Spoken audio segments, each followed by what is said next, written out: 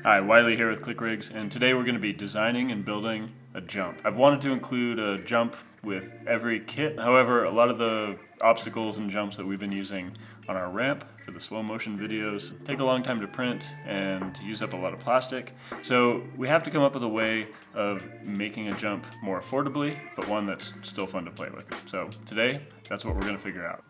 Alright, so I think I've got an idea. In our machine shop, we use these black pieces of cardboard to package machined parts that we send out for customers. I think this is the perfect material to also use as a jump face. What we're going to do is we're going to design some 3D printed parts that can turn these into a jump. So let's get to it.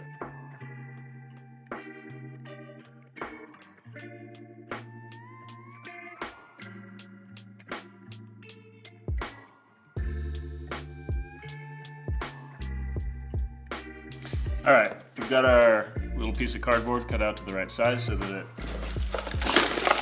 fits in the box. There's a bunch of parts in there.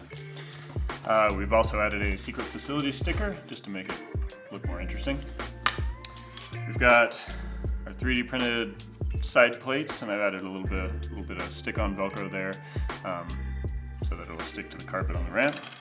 And then we've got our little jump lip, which will also, I think, act as a little bit of a kicker, because one of the problems that we sometimes have is if the jump's too smooth, the rigs fly off of them, but because they're not powered, the front end falls and the things end out. So by adding a little bit of a bump at the transition, kind of kicks that front end up and makes them jump. So that's what we're gonna try. We got a couple of side plates, little kicker lip, and our box-sized piece of cardboard. Let's put it together and go to the ramp, see how it does.